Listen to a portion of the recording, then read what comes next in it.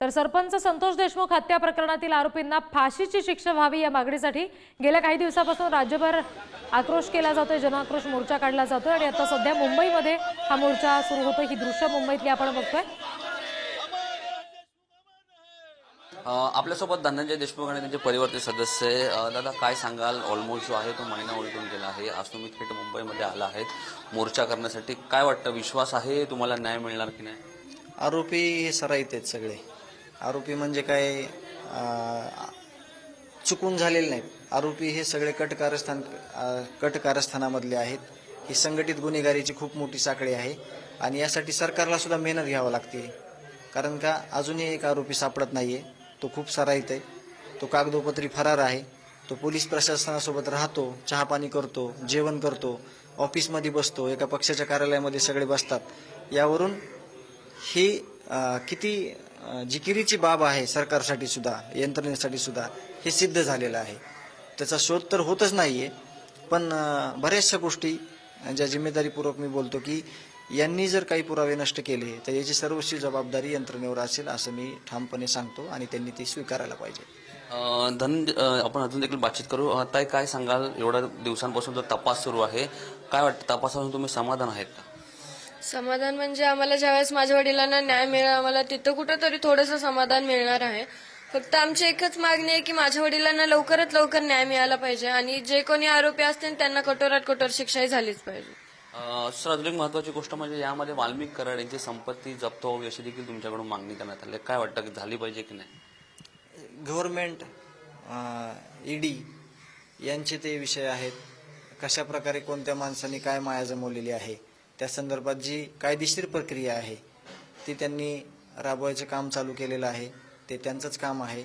ते गांभीर्यानं त्यांना घेऊन ज्या गोष्टी न्यायाच्या भूमिकेत आमच्याशी करावं लागतील त्या त्यांनी केल्या पाहिजे। आपण पाहिलं, अनेक दिवसांपासून अनेक सीसीटीव्ही देखील समोर येत आहेत। त्या सीसीटीव्ही मध्ये जे सर्व आरोपी आहेत ते एकत्र दिसून येत आहे, मात्र अद्यापही एक आरोपी आहे ते फरार आहे। काय वाटतं, कुठे ना कुठे या गोष्टीमध्ये जो बोलता ना नीट पद्धतीने जो तपास आहे तो केला जात नाही, त्यामुळे या गोष्टीचा नीट तो आरोपी तो सापडत नाहीये? यांची पार्श्वभूमी बघितली सगळ्यांची तर एवढी घातक आहे। एका महाराष्ट्रामध्ये सगळ्यात गाजलेली ही गुंडाची टोळी आहे, सगळ्यात मोठी, आणि त्याला पोसलं गेलेलं आहे, त्याला अभय दिलं गेलेलं आहे, त्याला गुन्हेगाराला कुठलीही शिक्षा दिली गेलेली नाही। गंभीर स्वरूपाचे 5, 10, 15, 19, 22 अशा स्टेप आहेत। तेवढे त्यांच्यावर एवढे गुन्हे कागदावर आलेले, मग त्यांनी असे म्हणजे त्याची नोंदच झाली नाही असे 100वर गुन्हे असतील, म्हणून त्यांना कुठल्याच प्रकारची भीती नाहीये आणि ते खूप सराईत आहेत। म्हणून यंत्रणेला सुद्धा एक मोठं आव्हान झालेलं आहे की त्यांना वॉन्टेड घोषित करावं लागत आहे आणि वॉन्टेड घोषित केलेलं आहे। खूप मोठी परीक्षा यंत्रणेची चालू आहे। या प्रकरणामध्ये जो विष्णू चाटे याचा मोबाईल देखील आहे तो पोलिसांनी अद्याप जप्त केला नाही आहे। त्याच्याकडून अशी स्टेटमेंट देण्यात आली की तो म्हणजे आमच्याकडून तो फोन कुठेतरी तो हरवला आहे। काय वाटतं, त्या मोबाईलमध्ये अनेक धक्कादायक माहिती असू शकते ज्यामुळे या सर्वांना पकडण्यात आले त्यांना जो आहे ती शिक्षा अजून वाढू शकते? 100% त्या मोबाईलमध्ये खूप मोठा डेटा आहे आणि आमचं समाधान यात नाही की पुरावा नष्ट केला म्हणून ह्यांच्यावर एक कलम वाढवावं विष्णू चाटेवर। त्याच्यात 100 गुन्हेगार लढलेले असू शकतात, त्याची जिम्मेदारी ही यंत्रणेनं घ्यायची, मुख्यमंत्री साहेबांना घ्यायची, तरच सगळ्या समाजाला आम्हाला न्याय मिळू शकेल।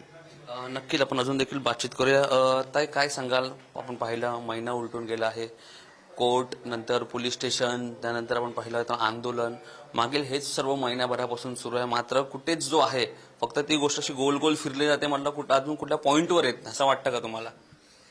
म्हणजे आमची तर प्रमुख मागणी आहे, आम्हाला लवकरात लवकर न्याय मिळाला पाहिजे आणि पोलीस प्रशासनाकडे सुद्धा एकच विनंती आहे की अद्यापही एक आरोपी फरार आहे, तुम्ही त्याला लवकरात लवकर ताब्यात घ्या आणि त्यांना मदत करणारे जे कोणी असतील त्यांना पण यामध्ये सहआरोपी करावं। आज आंदोलन मुंबईमध्ये तुम्ही आज थेट करत आहेत, काय वाटतं? मुंबईमध्ये आल्यानंतर बऱ्याचशा लोकांना न्याय मिळेल असं सांगितलं जातं, तुम्हाला भेटेल का, तुम्हाला वाटतं?